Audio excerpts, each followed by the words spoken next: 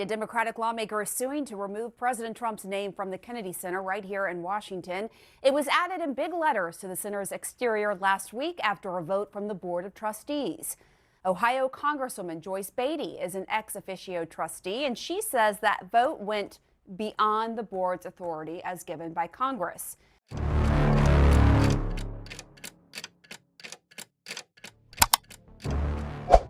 Depuis fin décembre, des décisions qui étaient auparavant purement administratives ont commencé à révéler des fractures importantes dans les relations entre les pouvoirs.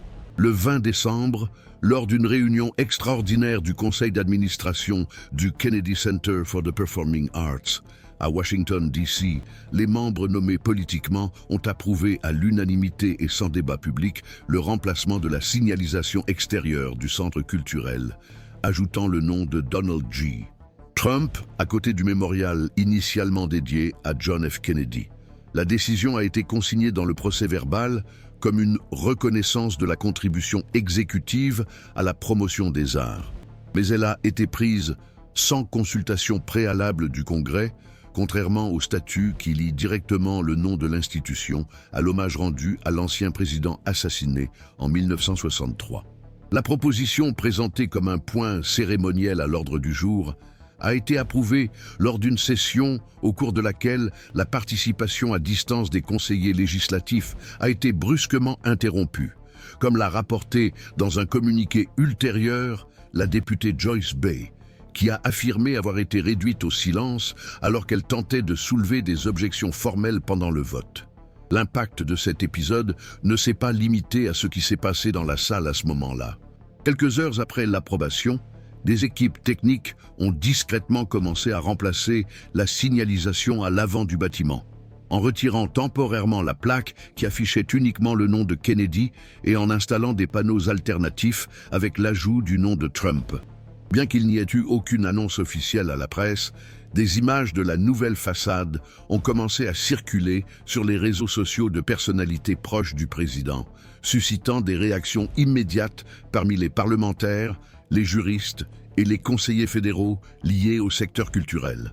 Cette initiative a été accueillie avec perplexité par certains membres du Congrès qui surveillaient déjà les actions jugées limites de la part des conseils institutionnels soumis à une plus grande influence du pouvoir exécutif depuis la fin du mandat précédent. Le changement partiel de nom du Kennedy Center, même s'il n'a pas été officialisé par un acte du Congrès, a été interprété comme un test institutionnel, exploitant les zones d'ombre de l'autonomie administrative des entités fédérales liées à la culture.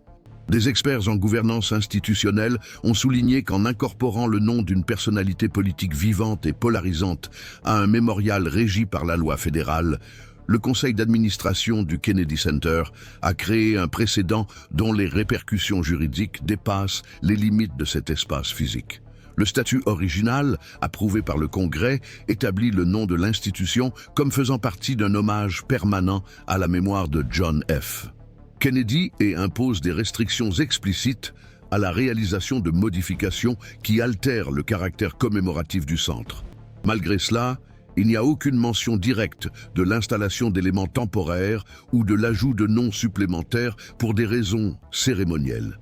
Ce qui, selon certains analystes, aurait pu être exploité comme une faille délibérée par le noyau de conseillers alignés sur la présidence précédente. La Fondation pour la préservation de la mémoire présidentielle, consultée de manière informelle par les conseillers du Sénat, a déclaré dans un communiqué que la tradition de conserver le nom original des centres culturels fédéraux liés aux anciens présidents est considérée comme une norme institutionnelle non écrite, mais largement respectée depuis les années 1970. La note souligne que toute tentative de juxtaposer des identités politiques actuelles à la nomenclature d'espaces ayant une fonction mémorielle permanente doit être soumise à un examen législatif explicite sous peine de dénaturer l'institution. Cette observation, bien que prudente, fait écho à des préoccupations déjà exprimées à d'autres occasions, comme lors de la précédente tentative de renommer des ailes du complexe muséologique Smithsonian sans procédure parlementaire, également sous l'administration Trump. Parallèlement, Des sources liées au ministère de la Justice ont confirmé que le procureur fédéral avait désigné un groupe technique pour analyser la légalité de la mesure, tout en évitant de rendre un avis préliminaire.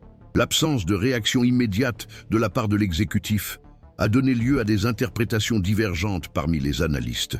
Certains estimant que la Maison-Blanche a délibérément cherché à éviter une confrontation directe avec un épisode potentiellement épuisant d'un point de vue institutionnel. D'autres observateurs suggèrent que ce silence reflète une stratégie de retenue, attendant la procédure judiciaire avant d'émettre une position officielle. Indépendamment de la position adoptée par les instances supérieures, cet épisode a remis en question les limites de l'autonomie administrative des conseils liés aux institutions culturelles fédérales, en particulier lorsqu'ils sont majoritairement composés de nominations politiques récentes.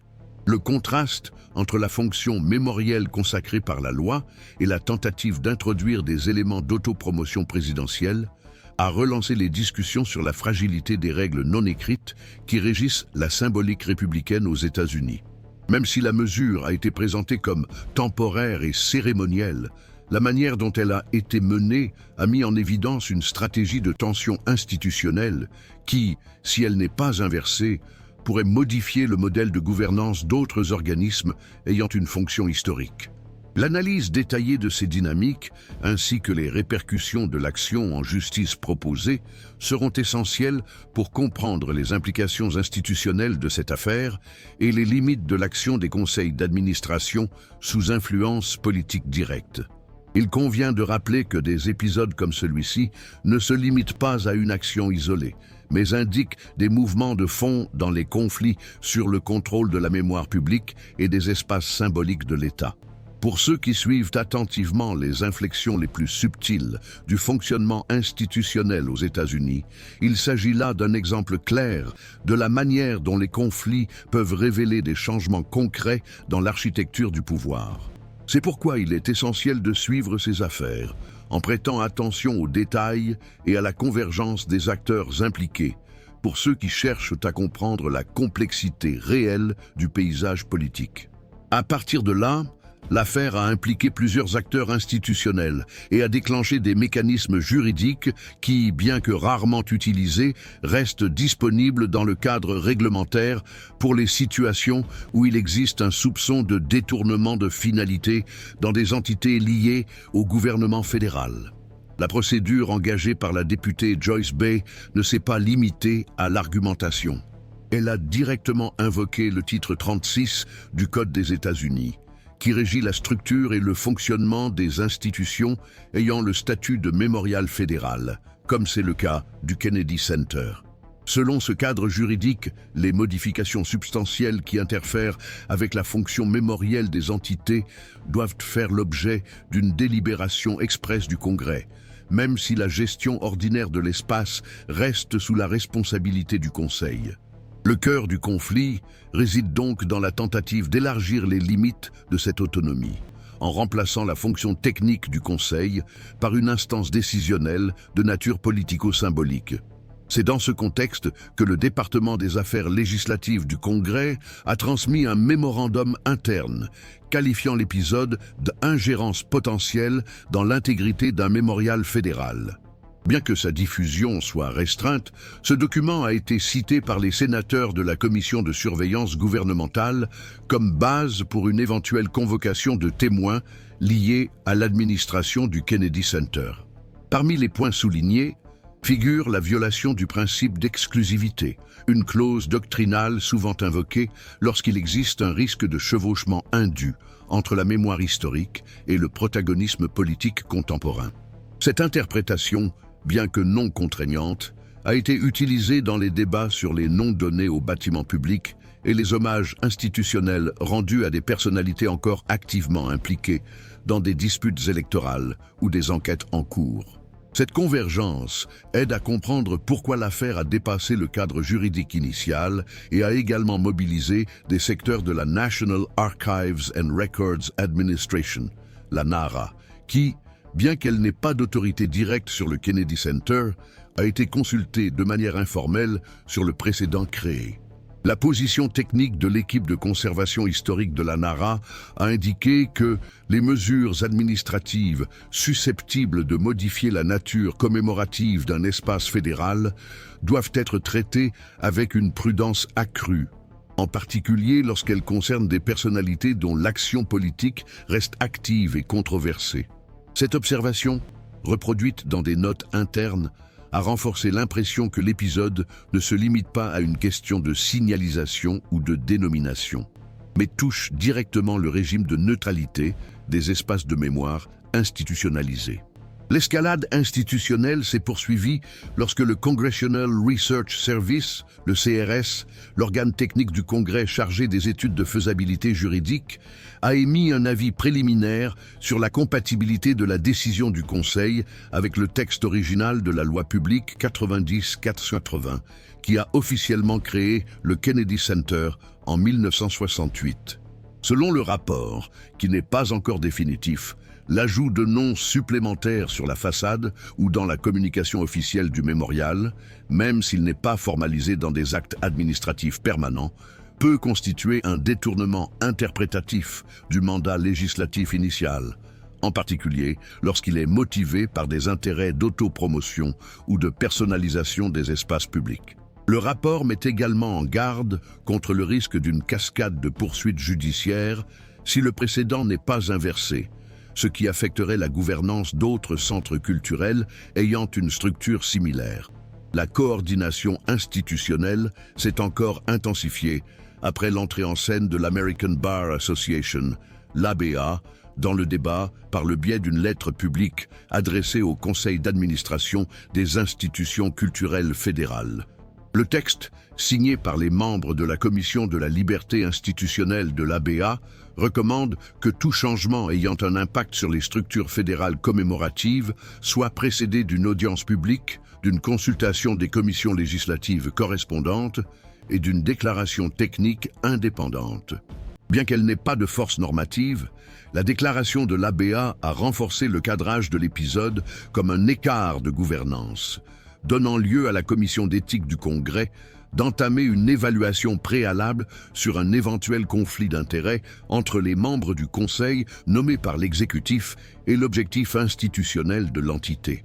Dans le même temps, des mouvements parallèles de surveillance institutionnelle ont été lancés par des entités telles que le Government Accountability Office, le GAO, qui a commencé à collecter les procès-verbaux, les contrats d'exécution visuelle et les registres des réunions internes du Conseil, afin d'évaluer s'il y avait eu violation des règles budgétaires ou utilisation abusive de fonds publics. Bien qu'il n'y ait pas encore de conclusion préliminaire, le lancement de l'audit a été interprété par les analystes comme un signe que l'affaire pourrait avoir des ramifications plus importantes que prévues initialement, notamment en matière de responsabilité en matière de gestion patrimoniale. Des sources proches du GAO indiquent que l'enquête se concentrera notamment sur le contrat d'installation de la nouvelle signalisation et le flux d'approbation des dépenses liées à cette activité. Le ministère de la Justice, quant à lui, a maintenu une position d'observation stratégique. À ce jour, il n'y a eu aucune déclaration officielle sur le bien-fondé de l'action intentée par la députée Bay. Mais des sources liées à la division des affaires constitutionnelles ont indiqué que toute tentative de fédéralisation de l'affaire dépendra du déroulement des procédures devant les tribunaux de district. Néanmoins, la possibilité que l'affaire soit portée devant des instances supérieures et éventuellement devant la Cour suprême n'est pas écartée par les juristes qui suivent le dossier. Selon ces analyses, le degré de symbolisme impliqué et le précédent qui pourrait être créé justifieraient une position définitive de la plus haute juridiction sur les limites de la personnalisation politique des institutions publiques ayant une fonction mémorielle. Cet ensemble de réactions et d'articulations montre que la tentative de renommer, même partiellement, l'un des principaux centres culturels du pays, a activé non seulement des mécanismes juridiques, mais aussi des défenses du système institutionnel américain. La progression des faits montre que même face à des actions présentées comme purement cérémonielles, le système dispose encore d'anticorps pour réagir lorsque le cœur de la République est mis à rude épreuve. Il ne s'agit pas d'un litige isolé, mais d'un cas qui, en raison de sa spécificité et de la manière dont il a été mené, oblige les institutions à réaffirmer leurs limites opérationnelles face à des initiatives qui cherchent à redéfinir, par des voies administratives, la signification d'espaces publics historiquement consensuels. Il existe toujours des interprétations divergentes sur ce qui s'est réellement passé au Kennedy Center. Et ces interprétations vont au-delà de la vérification de la légalité de l'acte administratif, atteignant sa signification institutionnelle à un niveau plus large. Pour une partie importante des spécialistes du droit constitutionnel, même si la décision du Conseil est ultérieurement annulée par le pouvoir judiciaire, le simple fait qu'elle ait été formulée et mise en œuvre sans aucune interaction avec le pouvoir législatif constitue déjà un test pertinent de la cohérence des normes qui régissent les espaces publics aux États-Unis. Dans cette optique, l'épisode ne se limite pas à la discussion sur le maintien ou la suppression d'un nom spécifique, mais met en évidence l'utilisation stratégique des structures fédérales comme instrument de redéfinition des symboles républicains. La controverse centrale, en ce sens, dépasse le domaine juridique et revêt un caractère conceptuel, qui détient la légitimité pour redéfinir la signification d'un mémorial partagé par la société. En revanche, certains analystes soutiennent que cet épisode doit être compris dans les limites de l'autonomie administrative. Pour eux, l'extension de la judiciarisation aux décisions de nature symbolique ou cérémonielle peut affaiblir les compétences propres au Conseil de gouvernance. Liés à une lecture plus restrictive de l'intervention législative, ces experts font valoir qu'il n'y a pas eu de modification formelle du nom de l'institution, puisque sa dénomination juridique est restée intacte dans les documents officiels et que l'installation de panneaux à caractère temporaire ne constitue pas en soi une violation du statut fédéral. Dans cette interprétation, les éléments commémoratifs ne doivent pas être confondus avec des transformations structurelles, raison pour laquelle la réponse institutionnelle appropriée devrait se limiter à des orientations correctives, et non à l'ouverture de procédures judiciaires formelles. Les chercheurs associés au Centre d'études sur la gouvernance publique attirent toutefois l'attention sur un aspect distinct du débat. Pour eux, le point critique ne réside pas dans la question nominale, mais dans la rupture d'un modèle normatif consolidé au fil du temps, celui de la neutralité des institutions ayant une fonction mémorielle. Depuis sa création, le Kennedy Center a été conçu comme un espace de convergence institutionnelle autour de la mémoire présidentielle de John Fitzgerald Kennedy, et toute tentative de superposer ou de déplacer cette signification peut compromettre la stabilité symbolique construite au fil des décennies. Dans cette optique, la crise actuelle concerne moins le contenu de la décision que la manière dont elle a été menée, sans consultation législative, sans consultation technique, et dans un environnement décisionnel qui a exclu les positions divergentes au moment de la délibération. Cette interprétation est réitérée par des organisations dédiées à l'audit civique qui suivent avec une attention croissante l'expansion de l'utilisation politique des conseils et comités composés de nominations directes.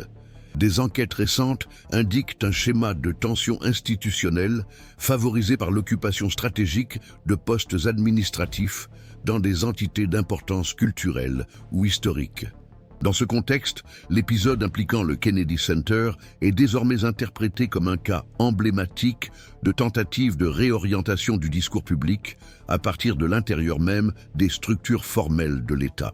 Pour ces groupes, cet événement renforce la nécessité d'améliorer les mécanismes de protection des institutions fédérales, même s'il n'existe pas de consensus sur la manière de le faire sans imposer une rigidité excessive ou compromettre la capacité d'interprétation de ces entités.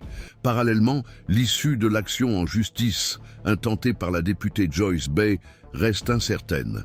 Les experts consultés par les médias juridiques estiment que la procédure repose sur des fondements solides, notamment parce qu'elle se réfère au statut original de l'institution et identifie des vices de procédure dûment documentés. Néanmoins, la prudence est de mise quant au rythme de la procédure et à la possibilité d'un prolongement du litige, surtout s'il y a une série de recours devant des instances supérieures. Selon des sources juridiques, Un facteur susceptible d'accélérer la procédure est l'implication directe de parlementaires fédéraux en tant que partie plaignante, ce qui confère à l'affaire un poids institutionnel susceptible de justifier une priorité dans son examen. Néanmoins, une décision favorable ne mettrait pas automatiquement fin à la controverse, car l'incertitude demeure quant au respect intégral de l'ordonnance judiciaire ou à l'adoption de nouvelles interprétations administratives du statut en vigueur. À ce jour, il n'existe pas de consensus clair sur la manière dont le système institutionnel doit réagir à des situations de cette nature. La Constitution offre peu de paramètres spécifiques pour la protection des symboles de l'État, au-delà des instruments juridiques traditionnels. Et le processus législatif a tendance à réagir plus lentement aux conflits symboliques qu'aux changements de nature matérielle. Ce décalage permet aux conflits liés à la mémoire, à la représentation et à la légitimité d'être déplacés vers des arènes périphériques, telles que les conseils administratifs, les contrats de signalisation et les décisions apparemment cérémonielles. Pour certains analystes, il s'agit d'une zone sensible du système dans laquelle l'action politique peut opérer avec une relative liberté, à condition de respecter les limites formelles de la légalité stricte. C'est précisément pour cette raison que l'affaire du Kennedy Center continue de susciter une grande attention. Elle ne se présente pas seulement comme un épisode isolé, mais comme un indicateur que la dispute autour du récit public peut se déplacer vers des espaces auparavant perçus comme stables et consensuels. Même si l'action en justice aboutit et que les éléments contestés sont supprimés, le précédent sera déjà établi. La question qui reste en suspens est de savoir comment les institutions vont se réorganiser pour éviter que des épisodes similaires ne se reproduisent, affaiblissant progressivement les fondements qui soutiennent une mémoire institutionnelle partagée. Pour les observateurs attentifs au développement institutionnel, cet épisode sert de lentille analytique pour examiner la tension entre la gouvernance technique et l'intention politique dans la gestion des espaces publics. C'est grâce à ce type d'analyse qu'il est possible de comprendre non seulement ce qui est en jeu actuellement, mais aussi quels aspects de l'arrangement institutionnel peuvent être reconfigurés au cours des prochains cycles administratifs. C'est pourquoi il est essentiel de suivre en permanence des cas comme celui-ci afin d'évaluer le degré de résilience des institutions face à des stratégies qui opèrent aux limites de la formalité.